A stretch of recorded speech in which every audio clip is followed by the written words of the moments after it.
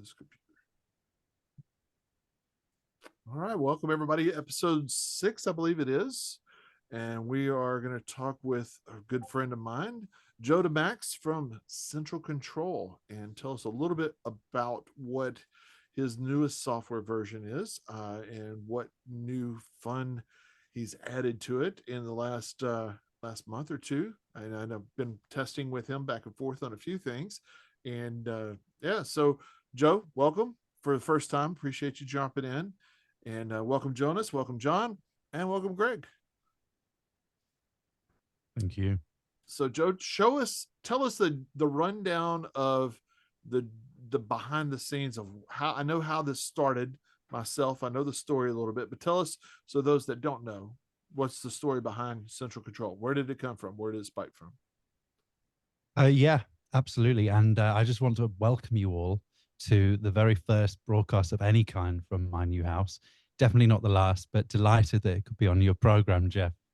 But yeah, Central Control started in 2020, which is kind of crazy because that's 4 years ago now. And it was kind of taking all the silly little programs I'd written over the years and, thinking if maybe it was one modular program, this tool that could connect any kind of controller to any kind of, production equipment you might want to use. A lot of the common ones, I kind of started to feel that might be something that would be quite useful. And it turned out that it was something that was quite useful. So I spent about a month working on the first version, got it out there, see what the reception was like. And then since then, I've just been adding new modules, new features, stuff that was kind of out of the remit of the original, control anything with anything idea. But I've just kept adding features to it as people, especially yourself, have requested. And that pretty much brings us to today. Now, the last version to me seemed like a big version jump.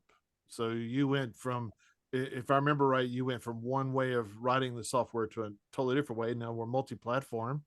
We're even letting people with Macs use it, which is weird.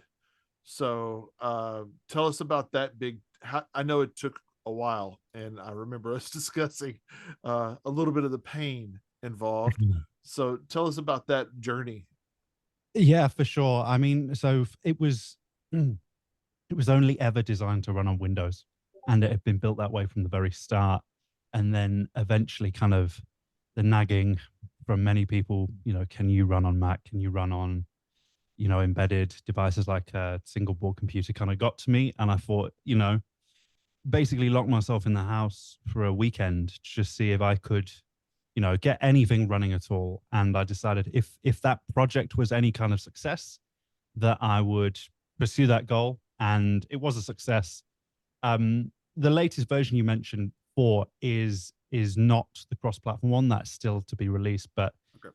Basically, we jumped from I don't know if there's any software developers here, but we went from the .NET framework, which was Windows only, to the new .NET 7, which is cross-platform, and that was splitting out all the Windows parts into their own different pieces, and it was a long process. And half of the story of this new version 4 was just to finally, make good on that and actually get a release out based on that new code base and modernize it and, get all those all important new features and bug fixes out to customers rather than keep them waiting any longer. And I think, as well as it being bug fixes and new modules, there were also some really, really interesting new features in there. So it was a release I was immensely happy with how it turned out. So I'm going to have to ask then, of all of the modules, the new modules, the new capabilities, the feature set, what's your favorite one? What was your favorite one to go like, I want this, I'm going to make this work? Definitely Central Control Connect. Mainly because I wrote it for a project that I myself was involved in and kind of shaped it to do the things that I needed it to do. And then, kind of thought that might be something of great interest to you, the user base out there. And it looks like it is so far. That's one of my favorite. That's without a doubt one of my Fantastic. favorite too, because I love the ability to be able to push that.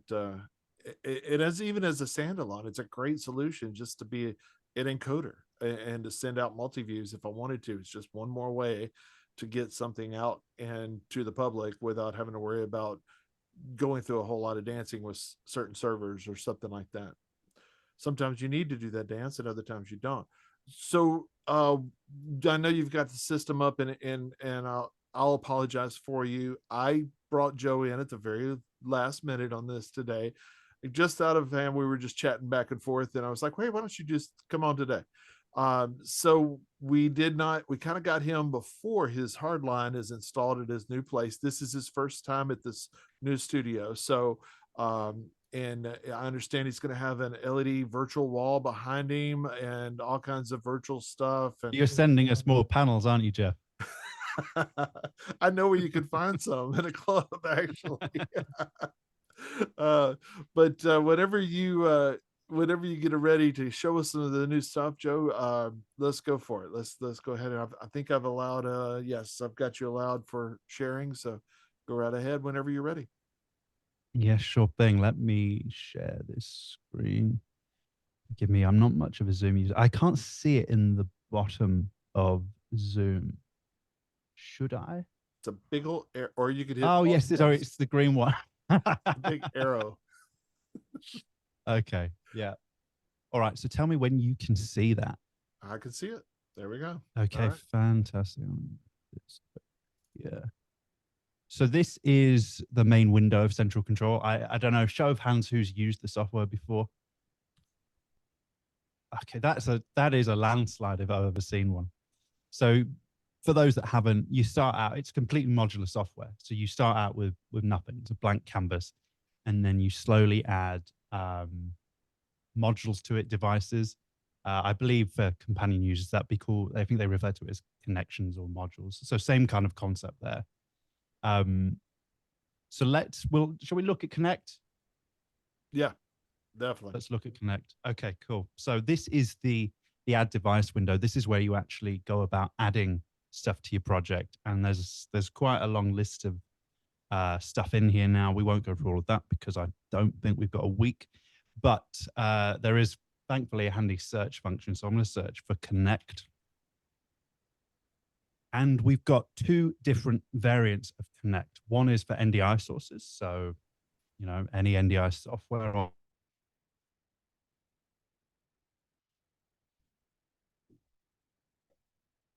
And we may have broke his internet. Did we break it?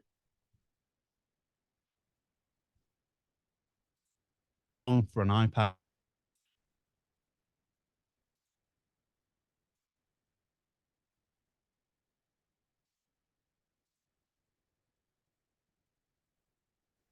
Did we?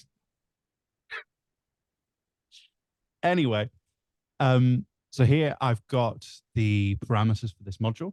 So it's going to let me select an NDI source. It's going to let me put it into low bandwidth mode if I wish. I can select my resolution, my frame rate, some different encoding presets depending on what bandwidth you've got available to you. And then most importantly, maybe, is this option here, which lets me choose between CPU-based encoding and NVIDIA encoder, NVENC. And nicely enough, you're not limited. If you've got, if you need loads and loads of these streams, or maybe you're using an instance on AWS that gives you multiple T4 cards or whatever, you can actually select which card you'd like to use to do the encoding. So you're really not limited by any caps on how many NVENC units you've got in your card.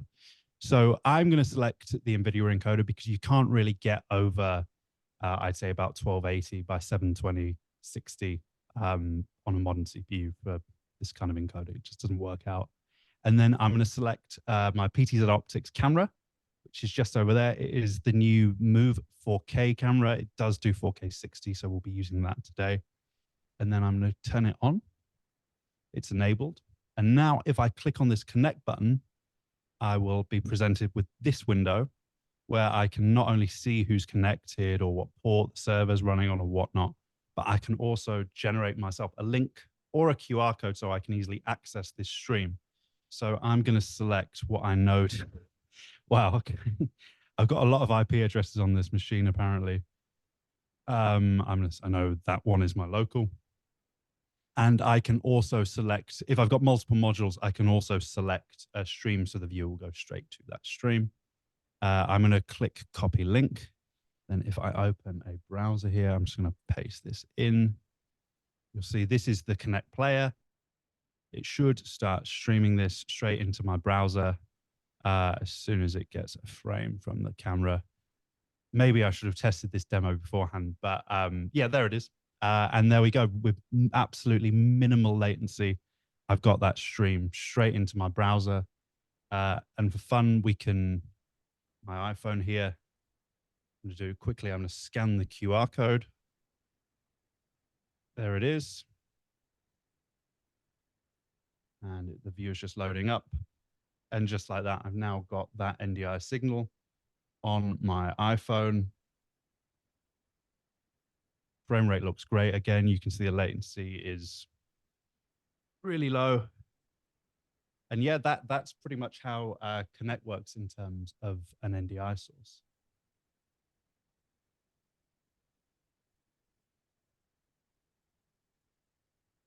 Did we lose Jeff? I was here. I had muty. That definitely took a lot of the work out of doing the thing that we seem to be dancing with a lot lately, without having to do a lot of server dances and such. So you can have multiples. Actually didn't know that. Is you can have multiple modules and multiple outputs at that point. You can keep adding Connect modules until you run out of power on the system. Yeah, completely. It's only limited by what compute and I guess bandwidth you've got available to you. Right. In on the quality, what on the ultra? So ultra is like the top. Can you give us an idea of what the bit rates are on those? Yeah, so ultra is about and it's not lossless. It's supposed to be like a monitoring solution. So ultra is about 15 megabits a second. I believe high is approximately about 12, and then I think it's 7, and then maybe 3 megabits for low. So just varying options depending on what you need to do. And again, I guess it kind of depends on the resolution you're pushing. How low you can get away with. How would this work? I understand how it would work in a local environment. How would it work on a larger implementation? So if you had remote production people that needed to be able to see a multi-viewer and you wanted to feed them this direction, how would that work? Yeah, sure. So it's not hosted in any way. Well, it's hosted by yourself locally. I can tell you on a production I've been working on, which is a 4K 60 production, and actually, frankly, it's actually an 8K production, but we do the multi-use at 4K 60.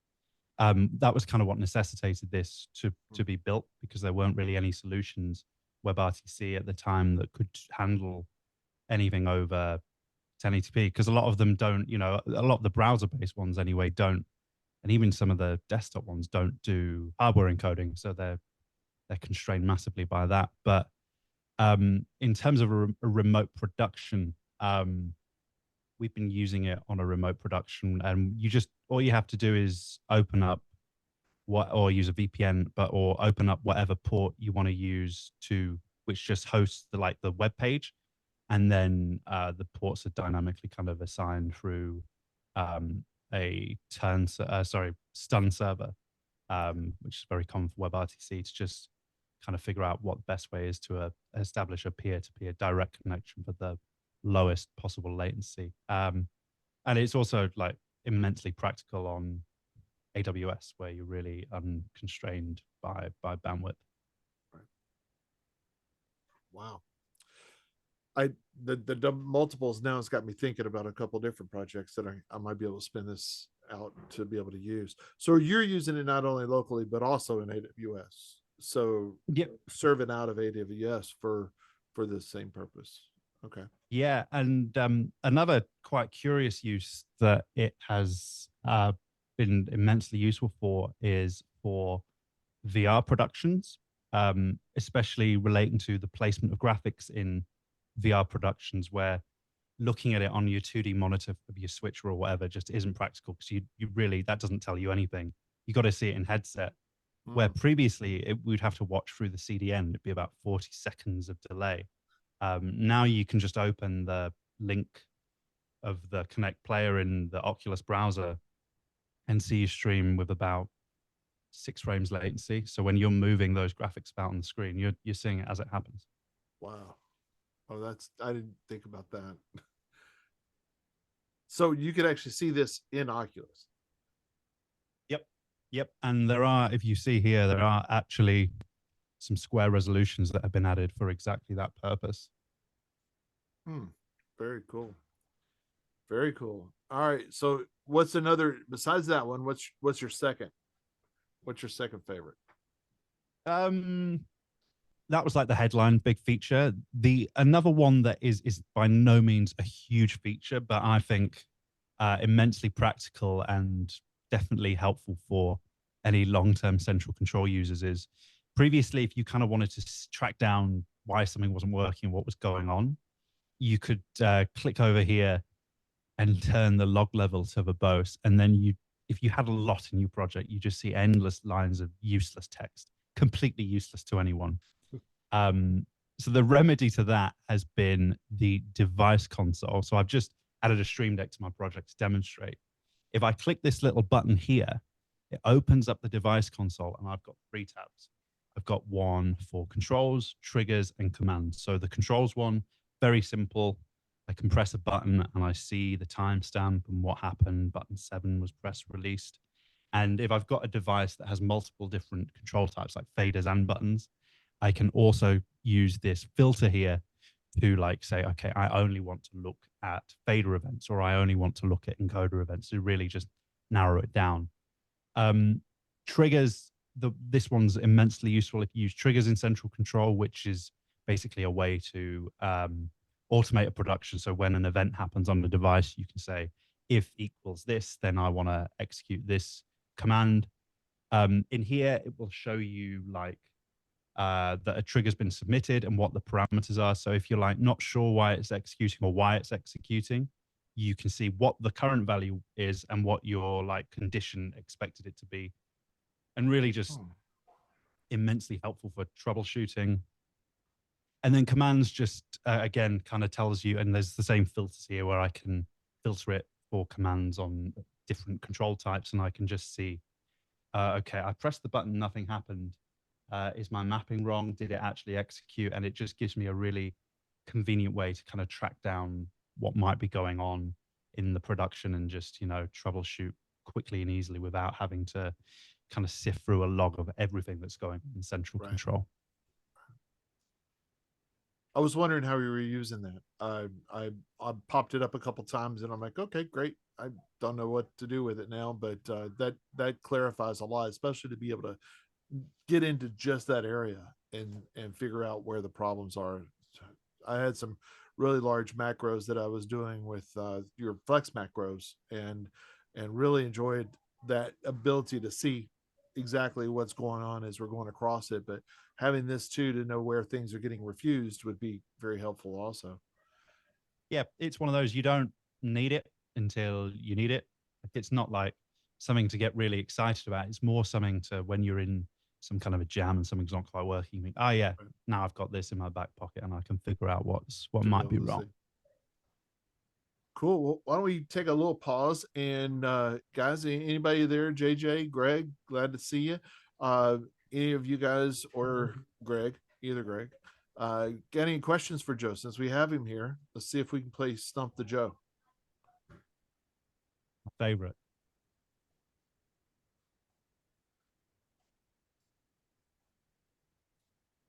When's my ROS module coming? Um, Before the end of the year. Really? Awesome. Oh yeah. In all seriousness, it's just one of those that's kind of harder to build, because whereas software modules are very easy to write in because I can just install the software on whatever computer it runs on and then look through the documentation. I sadly got racks of Nutex switches and ATEMs here, but sadly I don't have a spare Carbonite, so it's I kind of a have case. potentially a fix for that. Okay. They have emulators that you can download from ROS. They run on a virtual machine that emulates either a Carbonite frame or a Carbonite Ultra frame. Once you have that running, it pretends to be a frame. Then you can take a copy of dashboard, which is the client, which we can control it with, connect to it, and then you see all the different options. The Mhm. Ultra emulator even lets you enable different licenses, like do you have two MEs or the 4K license or the audio modules, blah, blah, blah. And then the frame will emulate as such. So I don't know if that theoretically should Yeah, spit out the same traffic I back to dashboard as a I real imagine frame would. dashboard uses the same kind of hooks that we would end up using. So, Greg, I'll do you a deal. If you give me like a 1 hour, 2 hour crash course on how to kind of Oh, get that up and anytime. running and get my head around ROS, I'll write you your module. Yeah, cool. It seems like a pretty good deal. It really does. I've been noticing that too, Greg, that they really are. Ross is really coming after their education side right now too, as is their other competitors too. They're finally, people are understanding that education in our world is more valuable, and we don't have to pay for it. We should be given it because we should be educated on how to use their tools so that we want to use their tools. And the more people we can train, the better. I've always looked at tutorial videos as a bit of a marketing vehicle as well. Um, just like I think vMix has had over the years immense success employing that strategy of your tutorial videos are also your marketing videos, and they kind of give people an idea of what's possible with your software. True. Yeah. Yeah. Without a doubt. And having certain people show off doing what they can do and how they can do it, without a doubt.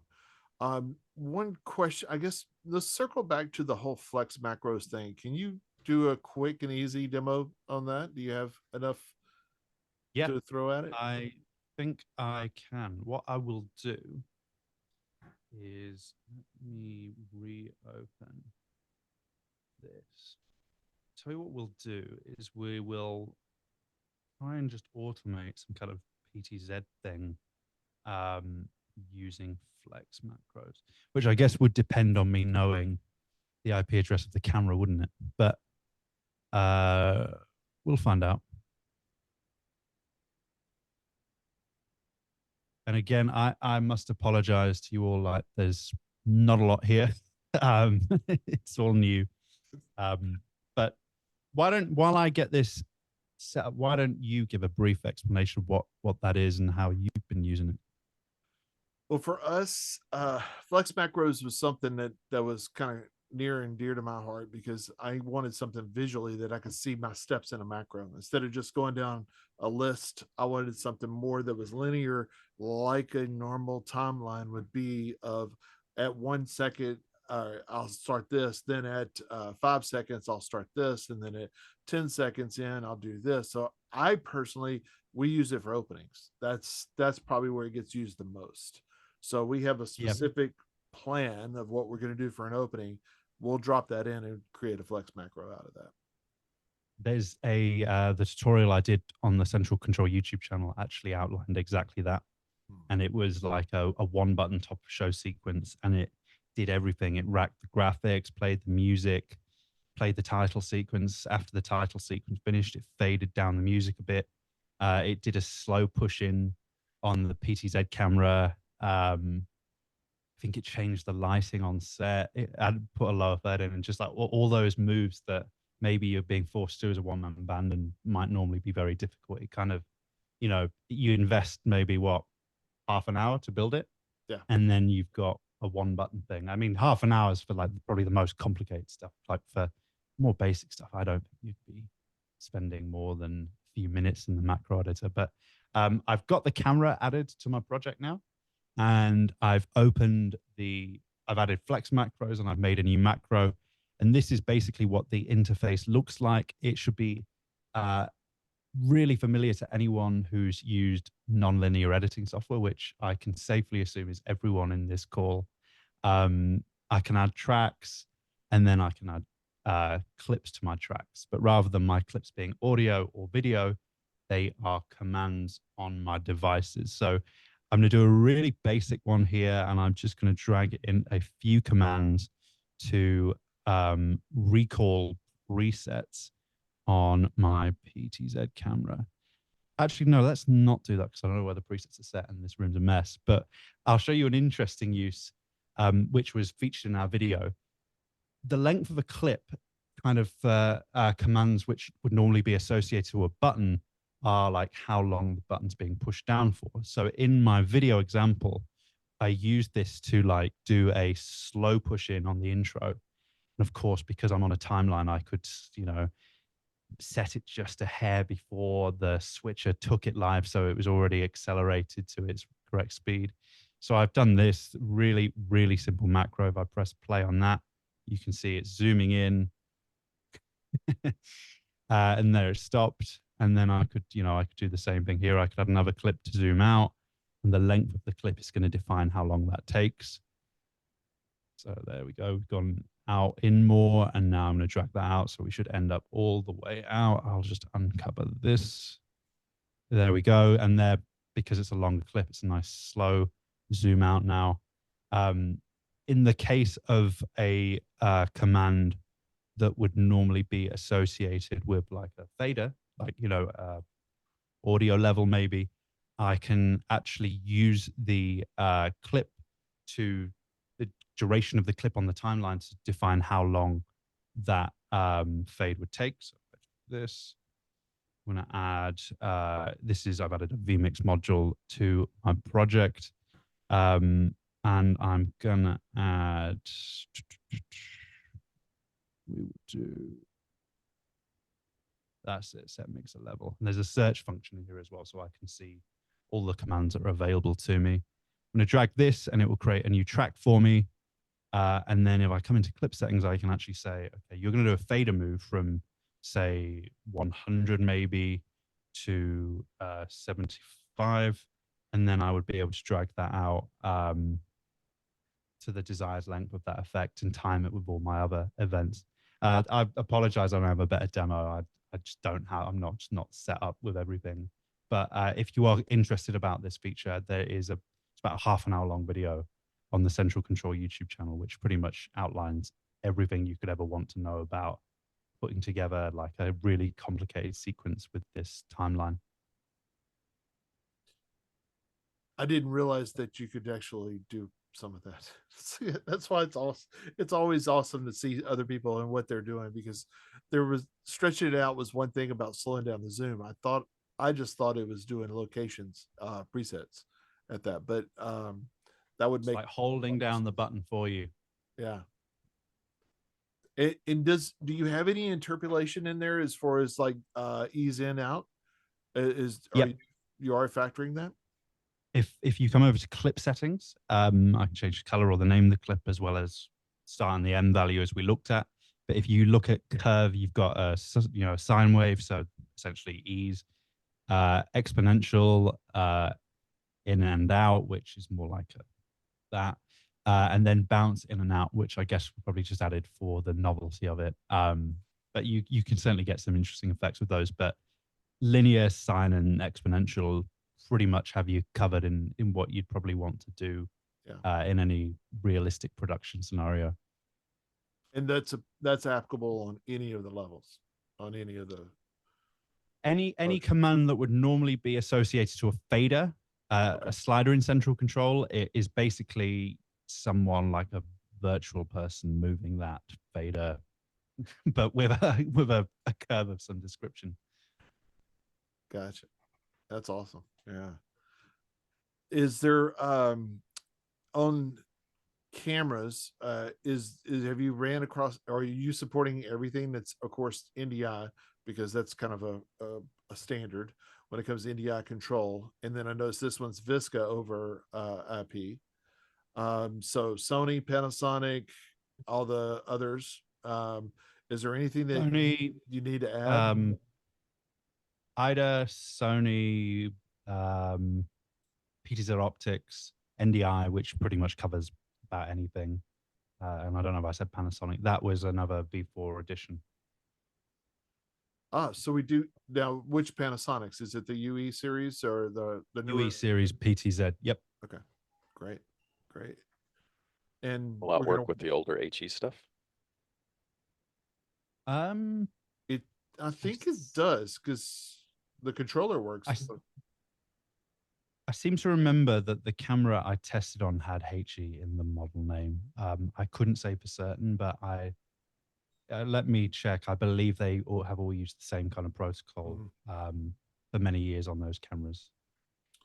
So speaking of that, what about the UB300s that we use are kind of their control is over IP, and it's a variant of sorts of the UE150.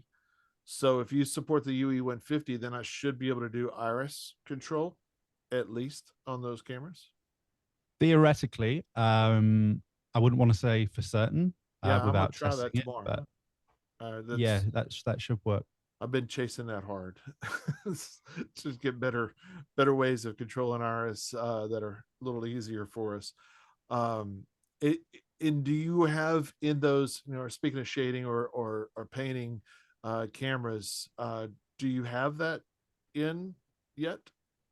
This is mainly, in my opinion, more motion control, and it's more PTZ control than shading control. And we do PTZ control at the moment. We don't do shading.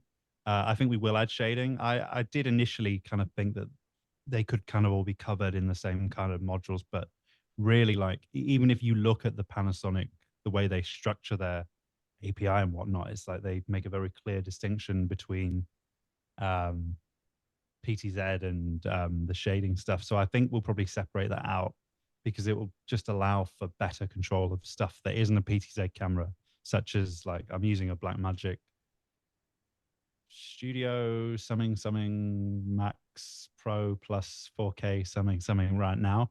And I think, like, trying to shoehorn like that into the same kind of base as the PTZ stuff isn't the way to go. And we need to, like, have another look at how that might work.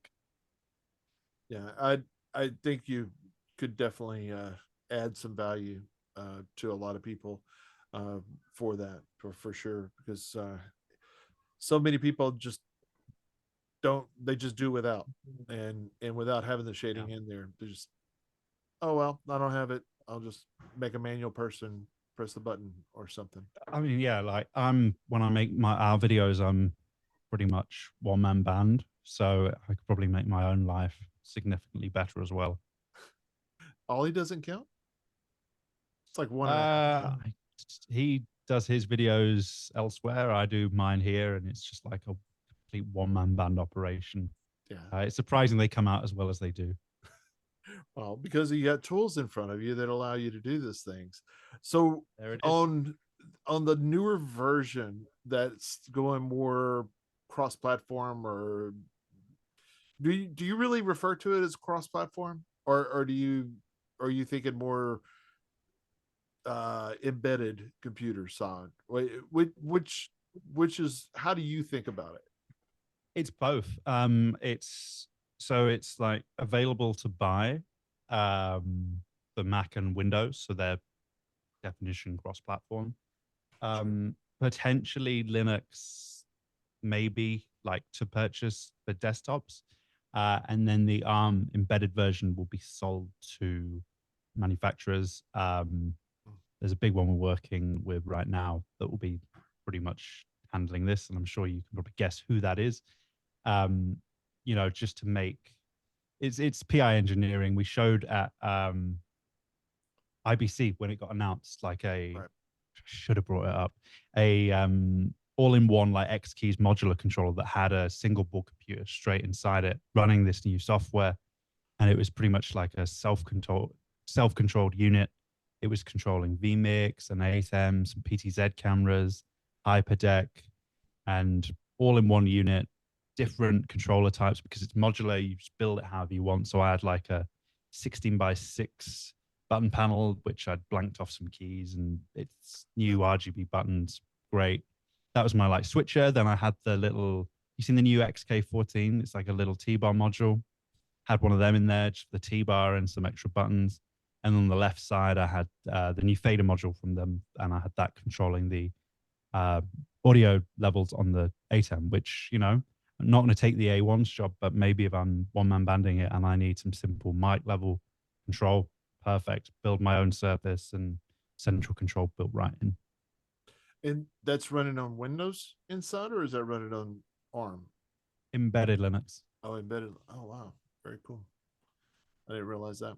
Yeah, I know we had talked about different small board computers and stuff, and I've got a bunch of them on my desk around here.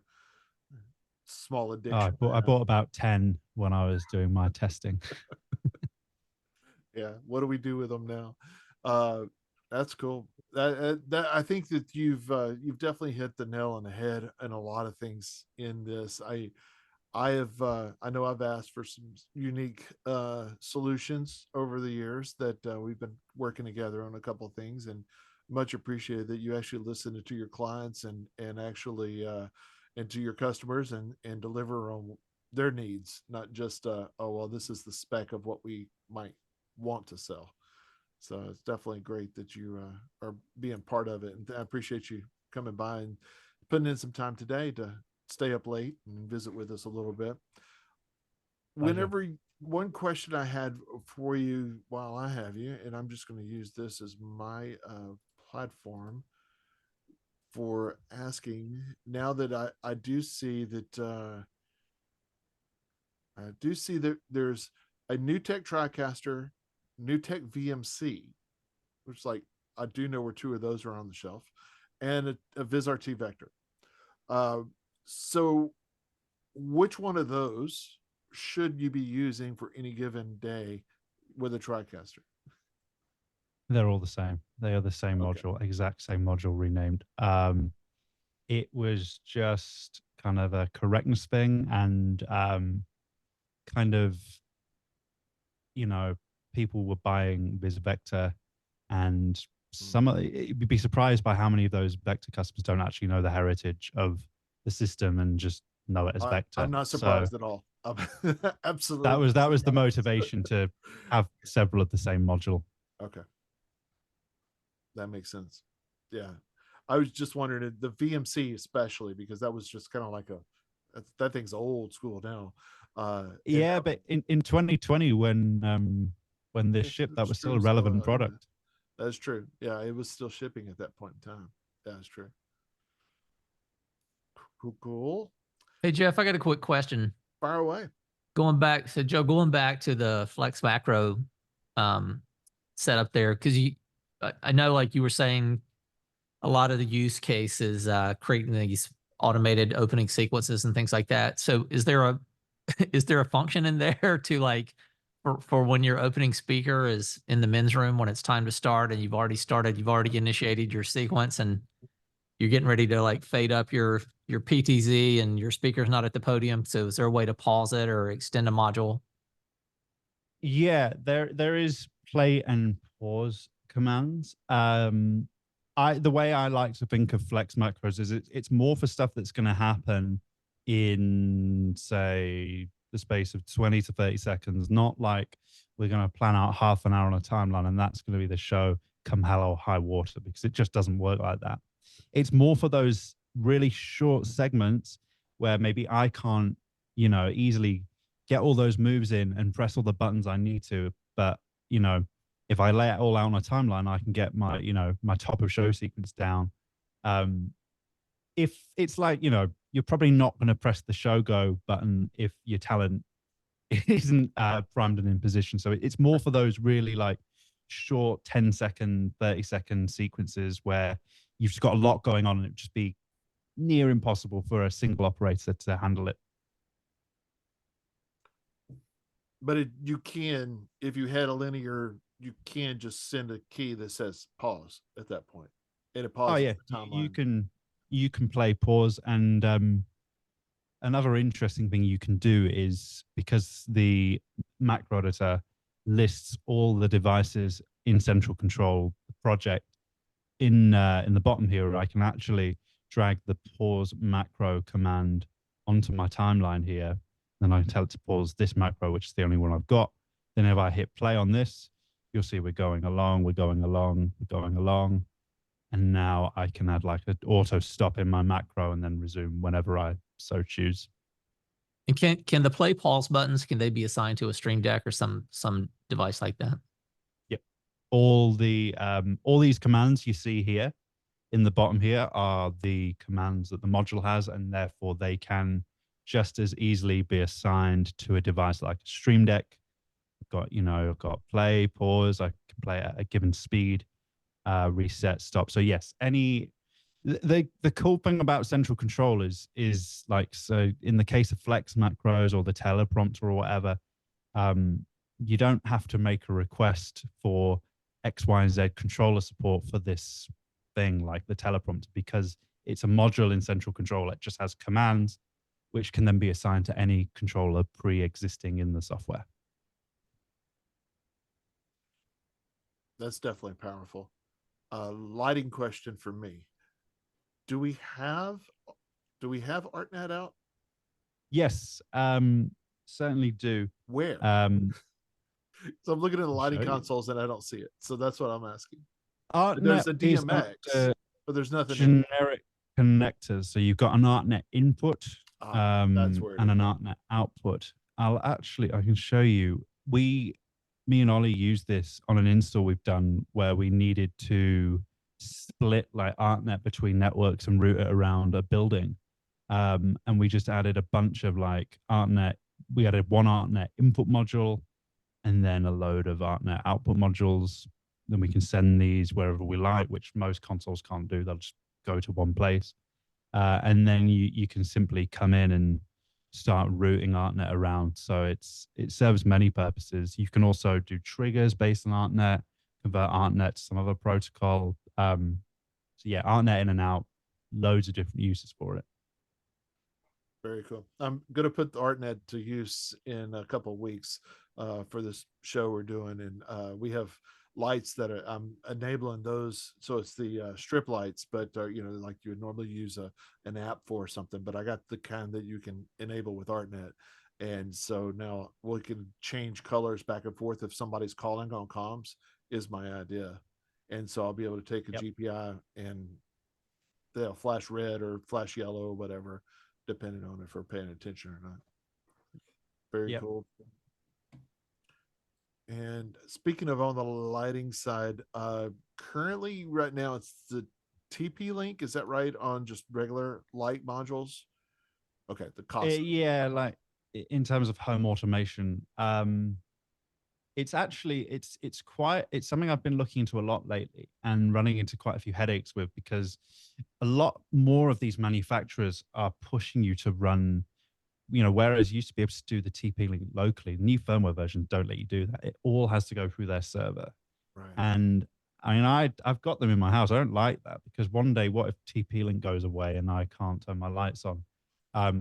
So we're investigating a few options, like Zigbee and some more generic stuff. There's a company called Shelly, which has a bunch of products, and they kind of pride themselves on open API. It doesn't have to go through our server. So if you're on a production, or if you're just offline, maybe you don't have an internet connection, but you just need to turn some light bulbs on and off, heaven forbid, you can do that. So I think Shelly is going to be integrated in probably the next version of Central Control in about a few weeks. Just to provide, they do light bulbs, they do relays, they do pretty much everything that's in the CASA series, but more professional and different form factors, not less home-ish. Right. So yeah, that's the intention there. We just don't want to be trying to chase down stuff that's a moving goalposts and break one day, and rather go for companies that are kind of committed to interoperability rather than. Well, that was going to be my question about either Zigbee or Z-Wave, something that's more of a control pattern that a lot of devices use already.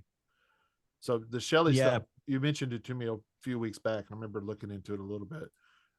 It just seems to be like a newer protocol. I actually used the TP-Link module with the ArtNet input module in my old house to translate ArtNet to just the RG and the B to the TP-Link stuff. And I had an MA2 console running the TP-Link CASA bulbs in my home. And I could create all kinds of ridiculous effects, which was amusing for about 10 minutes. Well, who doesn't have an MA lighting console sitting around that they want to control their lights with, right? Exactly.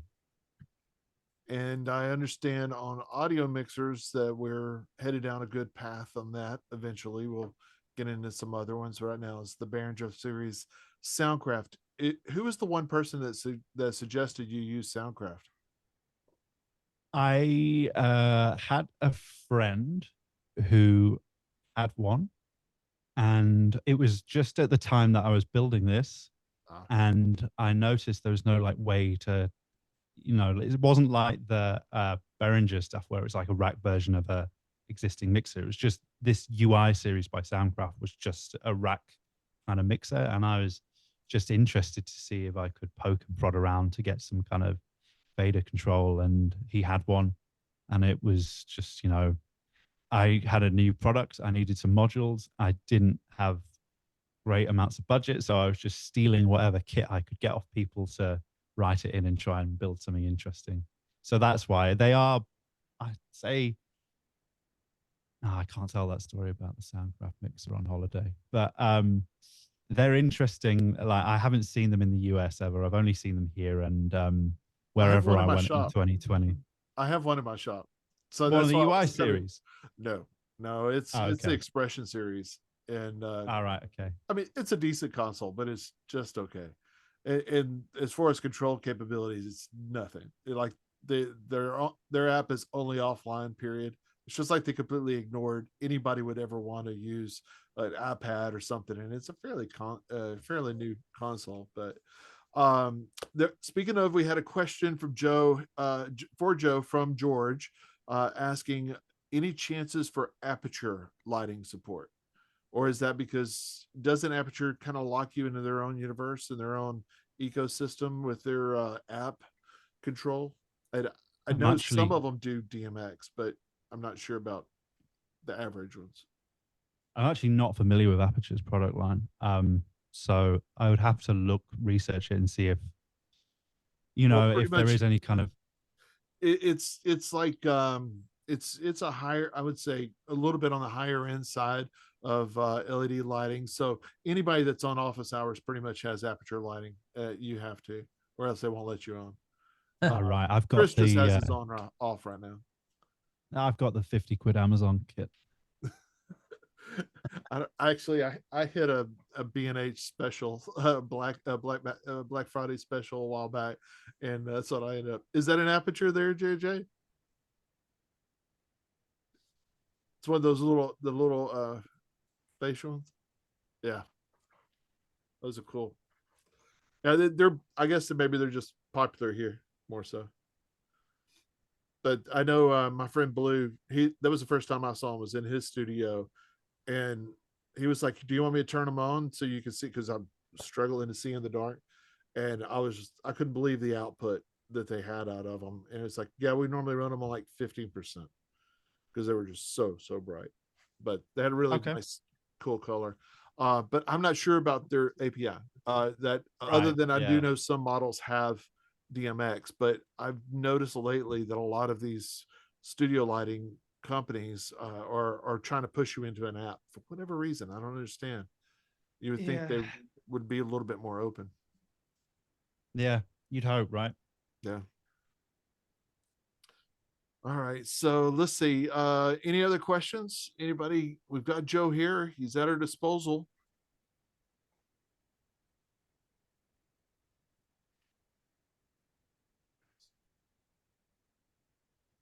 Wow, nothing, Joe. You've provided all the information. Yeah, I'm glad to provide such information. I remembered one thing. I did remember one thing. How do you pronounce it? TYST. You call it the TIST or the TYST? The TIST? I've heard TIST, TYST, and TIST.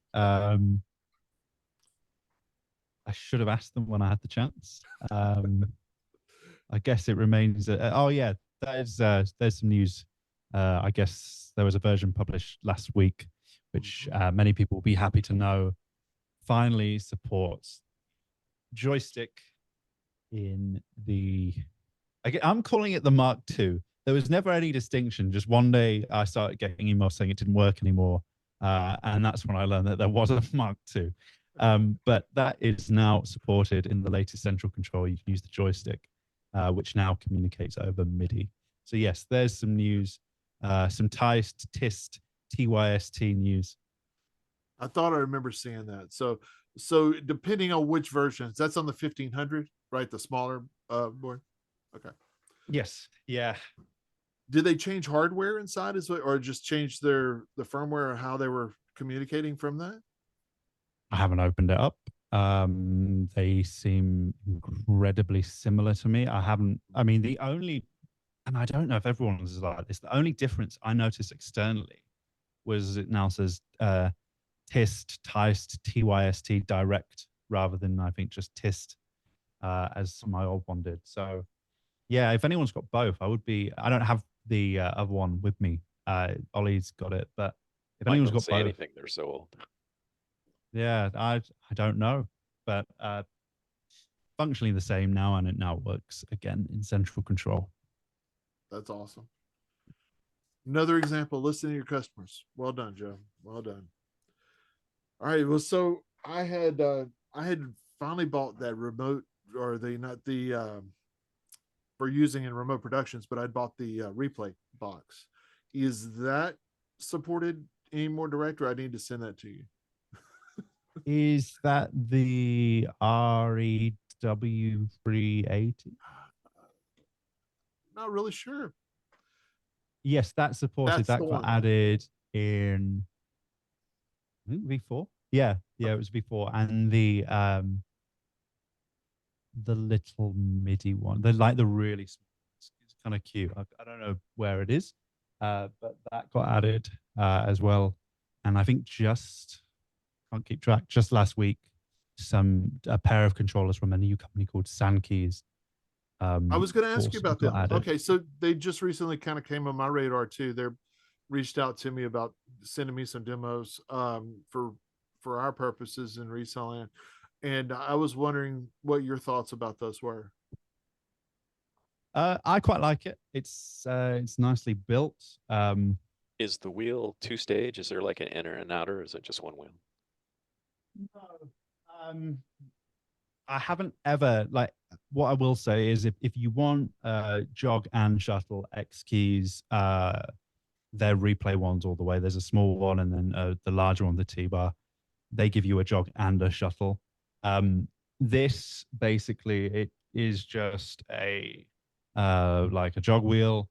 Oh, You single press wheel. it in and it kind of changes the delta when the speed, as it were. But no, I will say, like, all the Sankey's stuff is actually really nicely built, and I was quite impressed. What about how much does it change the speed by, Joe? So that's interesting because it kind of lied there. It doesn't like in their default, like, tend to be using vMix. Like they just use the different settings in vMix to change it, and then all that button really does is it changes the MIDI channel, so they kind of like map it to different speeds. In Central Control, I think it just provides you under the encoders, it just lists it several times, so I think you're pretty much free to decide what you want the speed to be for each one of those settings. Nothing beats an old Sony jog wheel. Yeah, maybe that's if anyone's got one and wants to send one over, I'd be very glad to take a RS-232 adapter into my computer, and maybe we can get that up and running next. No kidding. The problem is it'll be attached to an old deck, unfortunately. Right, yeah. I think I'm sure But they were great. like, the good controllers. ones it had one position, then you could crank it one step further, and then when you smack it down, you're going frame by frame. Smack it down, you're back into shuttle. The good old days.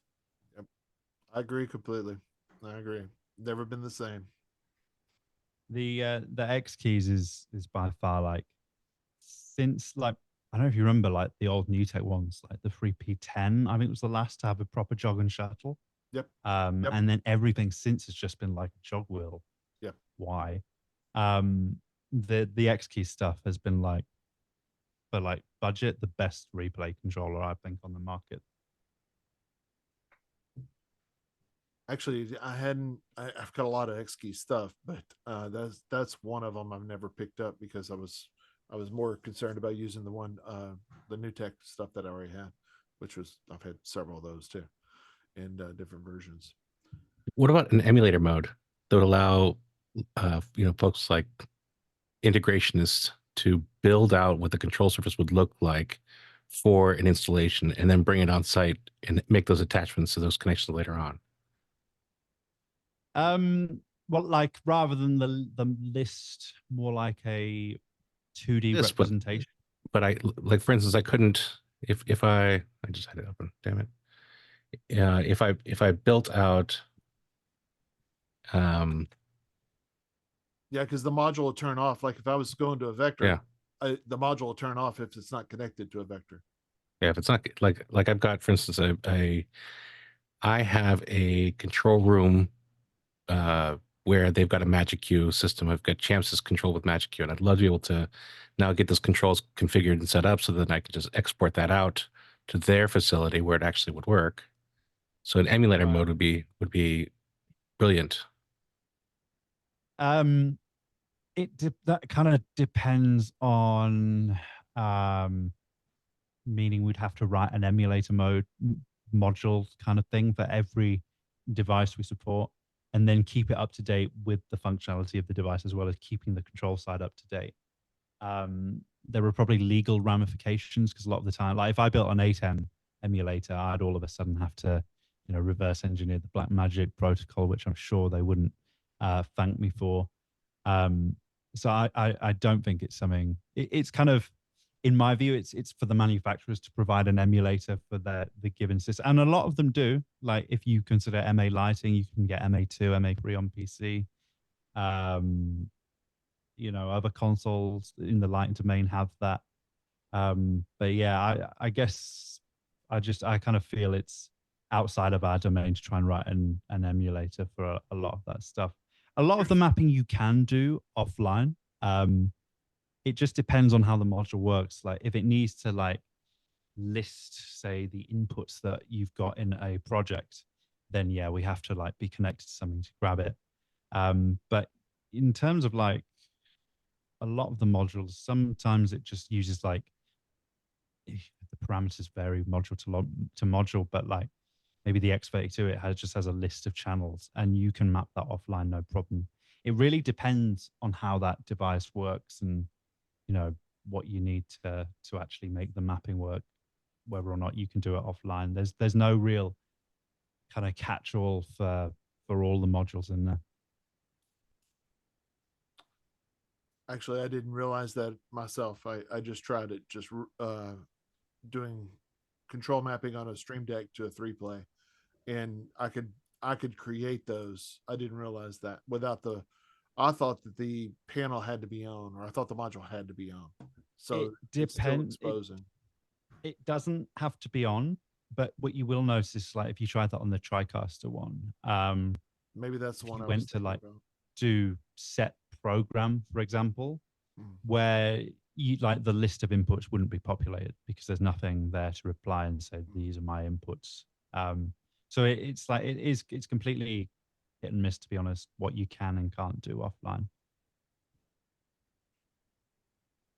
Well, something to think about maybe then, Joe, is maybe an alt click to force that module to stay on, even if it's not connecting to the remote machine.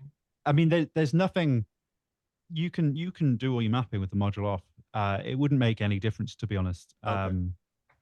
Everything like there's nothing to, as long as the command doesn't depend on being connected to the module to like generate a list, for example, you're going to be able to do it without turning the module on. It will work just fine. It's only when like those options must be populated by the device because it's something relevant to how it's you've got your production configured, or like in the case of the TriCaster, what model have you got, how many inputs does it have, etc., etc. That's kind of the issue there.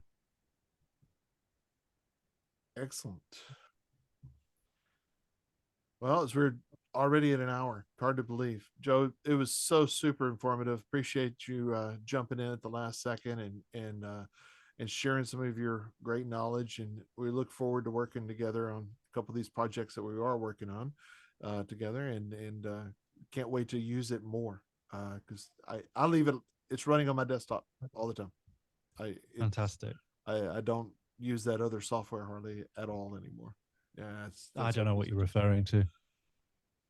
It was somewhere. It was like a friend or something. I don't know, but you're a better friend. You're more of a Understood. companion to me. Well, thanks everybody for watching. Appreciate you dropping by. We'll see you next week. It's going to be a little bit more back in the clouds, I think, next week, possibly with some virtualization, if I can get one of our other fellow UK friends to stay up late. So we will talk to you again soon. Thanks all for dropping by.